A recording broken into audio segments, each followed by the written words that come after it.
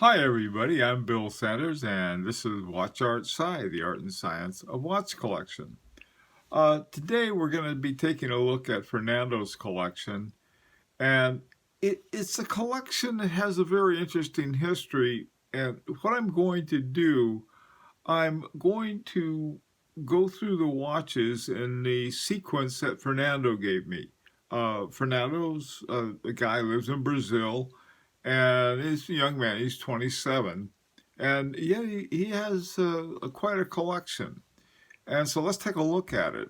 And it's one of these collections too. Let me say it's affordable. It's a young man's affordable collection.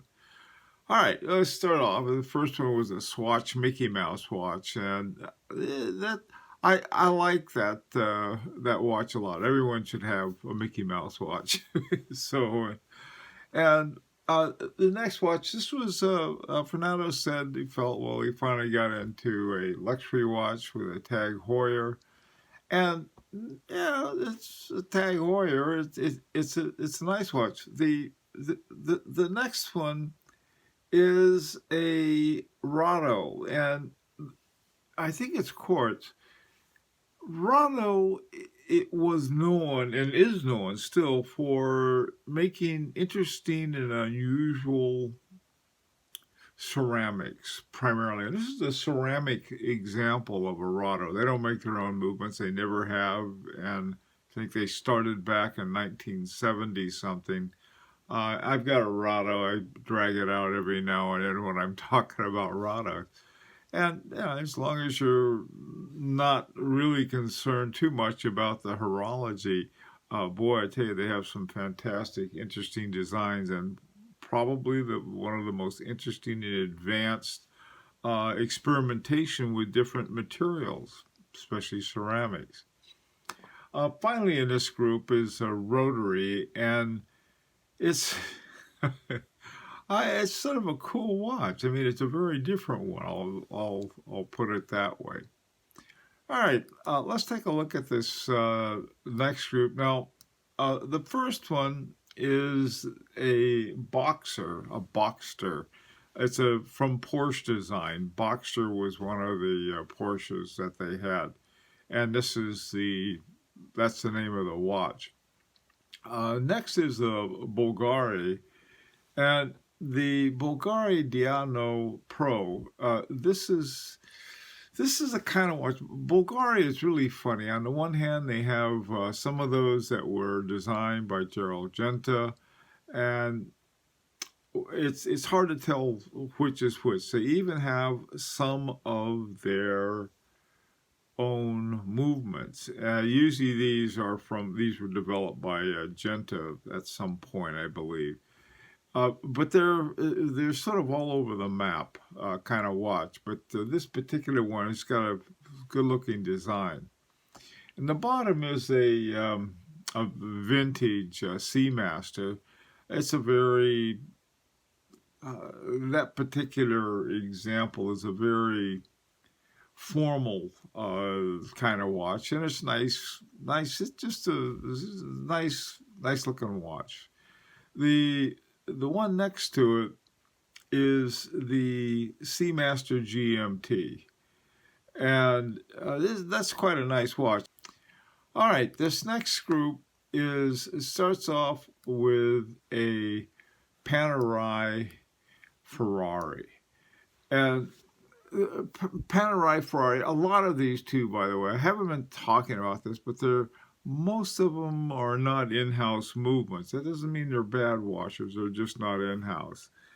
And but this next one is. This is the Jaja Lecoultre Universal Grand Sport, and it's interesting on a lot of different levels. One of the most interesting aspects of it to me, it looks like it's got each side has four lugs to hold the band in place. The Lang and Haney have a three-lug watch, and so many people don't like the third lug that they'll make them with just two lugs, but it really hangs on to your. That's a very interesting watch. Okay, this next one is the Maurice de Mauriac. And this one is is a moon phase. It it's an interesting looking watch, ancient kind of style and certain aspects of it. On the one hand, it looks like a military watch, but then if you look at the two subdials at 12 and 6 o'clock, you have the kind of decorations that sort of are older kinds of another time, sort of military, maybe for Napoleon's army. All right, a cool watch too. I like it. It's a chronograph as well. Piaget. This next one's a Piaget, and the picture that Fernando sent me for some reason was in a wrapper. He won some money gambling, and he ran out and bought the first good watch. I love that watch. That Piaget that Fernando has is a just cool looking watch. There's nothing real fancy about it, but it's the kind of watch you could wear just about anywhere, and that lets you in the door. All right, um, this next one, Jacques Droz. This I really like Jacques Droz. Jacques Droz had a similar kind of history as Beauvais, in the sense that when they first started back in the 19th century, I believe, maybe it's the 19th, it could have been the 18th century, but it was a long time ago. And they were involved in the China trade when China was still Imperial China, and they traded with the emperor. This is the Grand Seconde, which is one of my favorite. It has that 8, which is a good luck Chinese shape, and that was another reason they've kept it. The next one is a Chalumet, and this is owned by Louis Vuitton. Louis Vuitton also owns, of course, Louis Vuitton watches, but also they own Zenith. All right, interesting watch, very interesting watch. This next one is a Breitling, and this is a very sparkly, very bright Breitling. It different looking watch. I like brown dials as a rule, and this is quite a lot of watch. Now the one next to it, the IWC, is fairly Spartan looking. It looks like a military watch. It's the kind of thing that would be issued to soldiers. That look, even the metal has that look to it.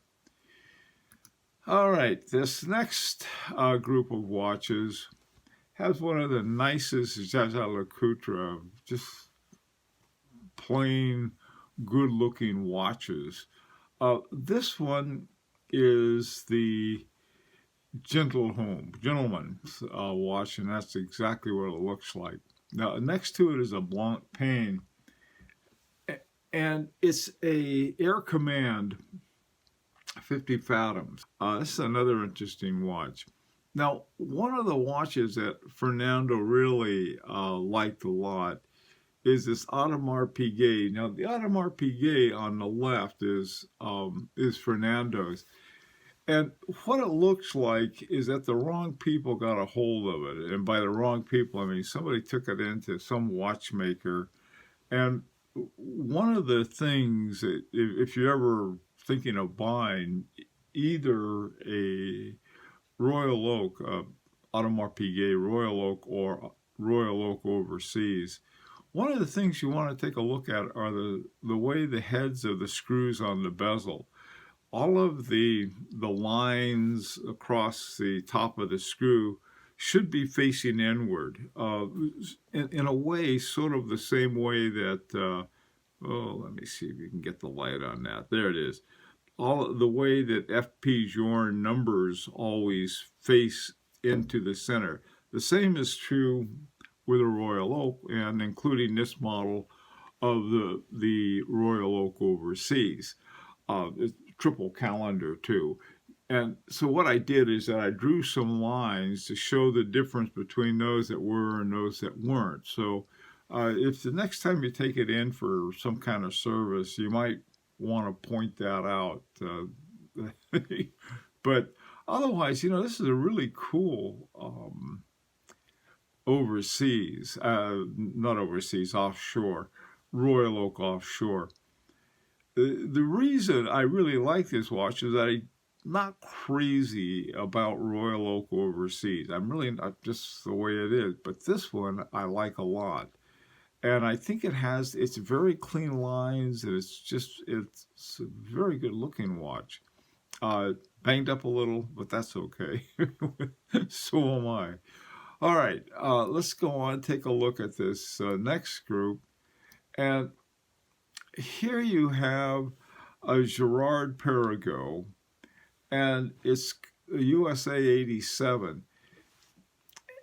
And this has four different, I'll call them bumps, two crowns and two pushers. It looks like uh, there's a uh, there's a crown at 4 o'clock, and then well, maybe it's a very different looking watch. In fact, it looks like a left-handed watch. People who wear them on their right wrist have the all of the elements out to the other side.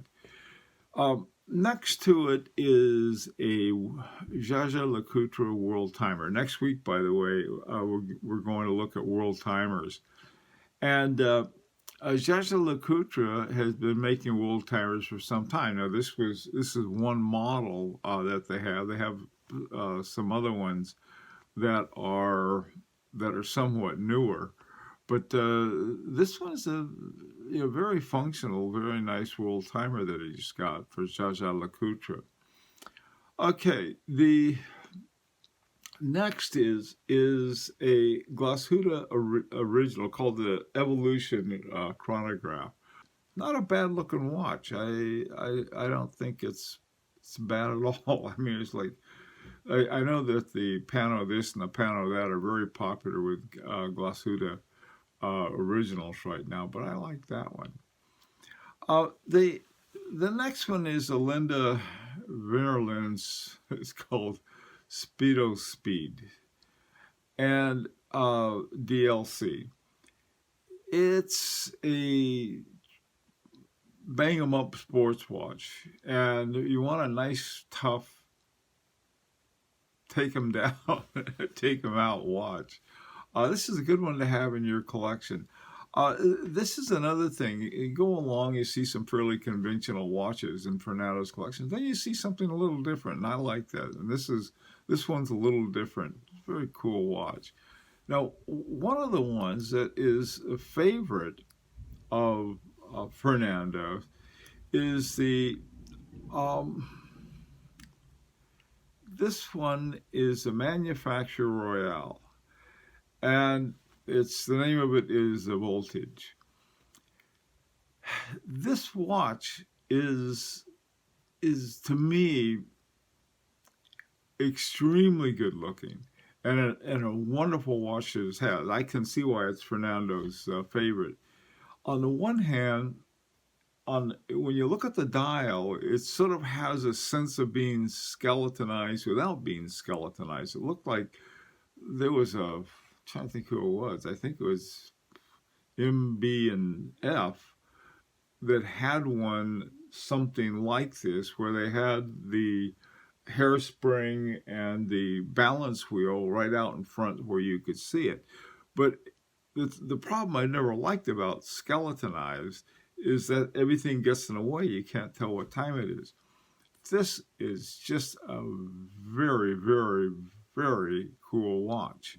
I put 3 pictures of it up there since it was Fernando's favorite.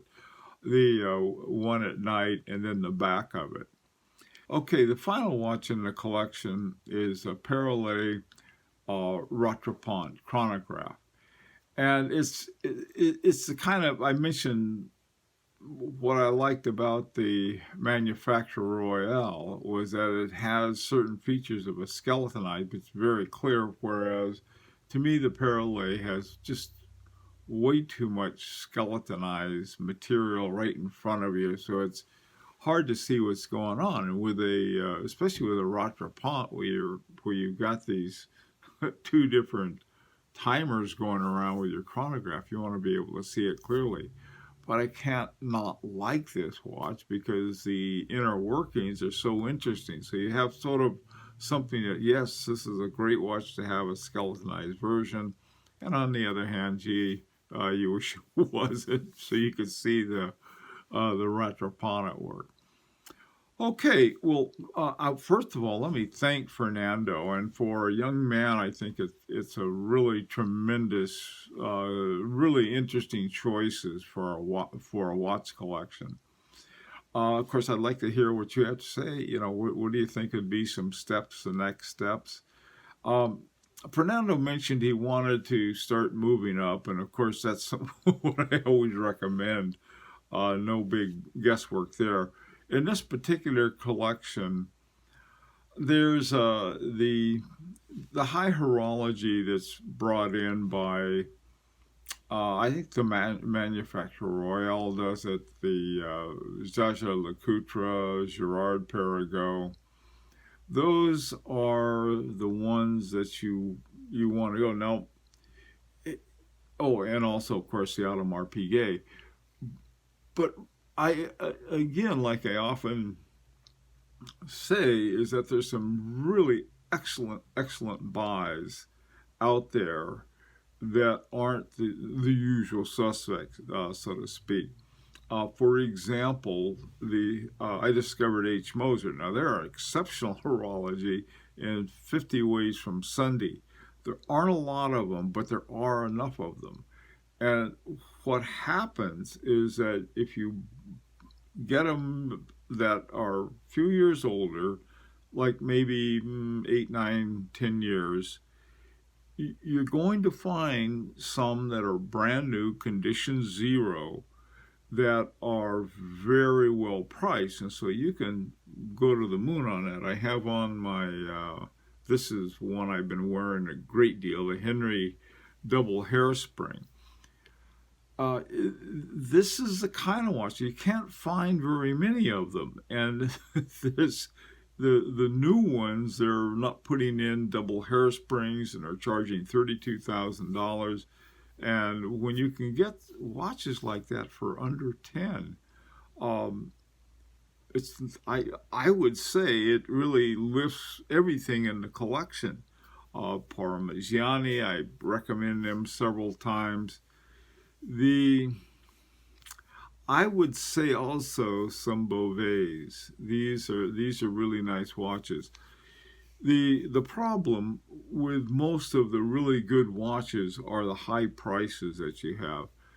Vacheron Constantin came out with a new one in SIHH 2018 for $11,000 for it's called a 56 in stainless steel. Those and some other ones, Chopard, there's some great Chopard bargains around. You have to find the ones with the in-house movements. Those are another one. Of course, Breguet and any number of watches. And I think you understand you don't have to stay on the straight and narrow, but they're from wonderful brands out and about. And since you want to go in that direction, those are some places I'd look. Okay, well, this is quite a good-sized collection, and so that's all for now, and until Friday, I hope to see you then. And by the way, this is an invitation to subscribe if you'd like. All right, Bill Sanders for Watch Outside, the Art and Science, a watch collection. Hope to see you Friday.